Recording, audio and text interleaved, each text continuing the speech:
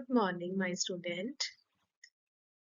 जैसे मैंने आपको पहले भी बताया था कि ये हफ्ता ड्रग डिजाइनिंग वाला रहने वाला है। बट ड्रग डिजाइनिंग में जो बेसिक बताएंगे उससे पहले हमें बायोकेमिस्ट्री क्लियर होनी चाहिए। बायोकेमिस्ट्री क्या है? जैसे लिविंग सिस्टम में जो एंजाइम, प्रोटीन, कार्बोहाइड्रेट जो वर्क करते हैं, हमें को नॉर्मल फंक्शनिंग पता होना चाहिए। तो उसके लिए हमें बायोकेमिस्ट्री इन डिटेल पता होनी चाहिए। तो आज की ये वीडियो मेरी बहुत ही बेसिक रहने वाली है, जिसमें हम बायोकेमिस्ट्री के बारे में पढ़ेंगे। क्या है बायोकेमिस्ट्री? टॉपिक से क्लियर है? Biochemistry mean bio plus chemistry, living thing plus chemical reaction. इसमें जैसे केमिस्ट्री ऑफ लिविंग थिंग्स को हम बेस लेते हैं, या हम कह सकते हैं biology plus chemistry, that is a biochemistry. अब इसमें अगर हमें ये डेफिनेशन लिखनी है तो वो तो सच ऐसे ही लिखेंगे, उसमें तो कोई हिंदी इंग्लिश पंजाबी वाला सीन नहीं रहने वाला। It is a branch of science which deals with the chemical basis of life in plants and animal. इसमें हम केमिस्ट्री वो वाली केमिस्ट्री के पार्ट को डील करने वाले हैं जो लिविंग सिस्टम में फंक्शनिंग हो, उसके केमिकल बेसिस को हम डिस्कस करेंगे इन डिटेल। ये वाले लेक्चर में हम ओरिजिन डिस्कस करेंगे, फंक्शन करेंगे, फॉर्मेशन करेंगे, डेफिशिएंसी करेंगे और सिम्टम करेंगे। किसके करेंगे? एंजाइम के, कार्बोहाइड्रेट के, प्रोटीन के, डीएनए के, ये आरएनए के, ये सारे क्या है? बायोमोलिक्यूल्स है।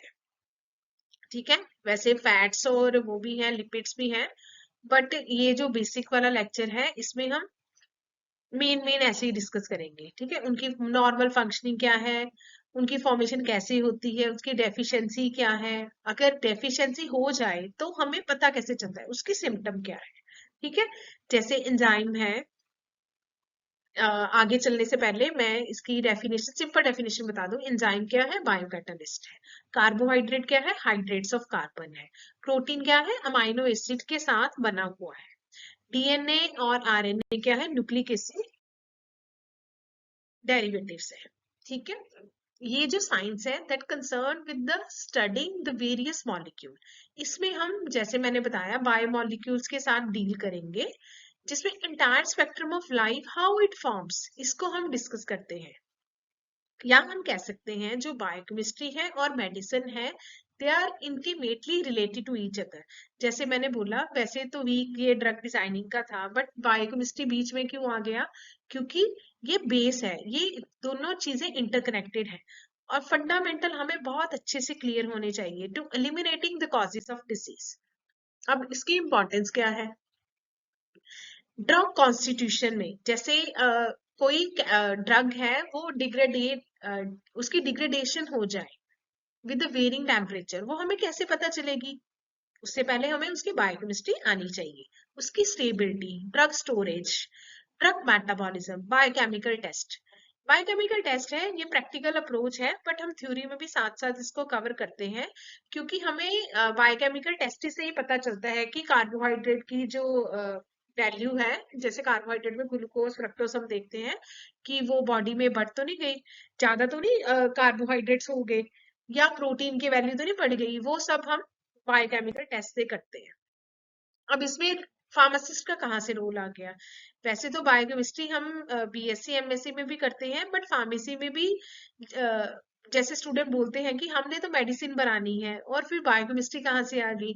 फार्मासिस्ट का यहाँ पे रोल है, they help to detect the prevent of adverse drug reaction. जैसे एडीआर स्टडी है ना, जो आजकल चलन में है, फार्माकोविजिलेंस स्टडी, ये उसका बेस है। ये अगर बेस क्लियर नहीं होगा तो आप बड़ी बड़ी स्टडीज कैसे करोगे?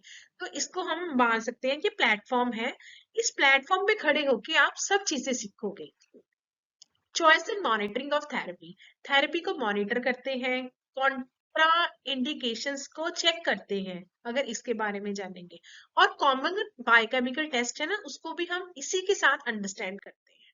ठीक है, अब उसकी एप्लीकेशन कहाँ से आ गई?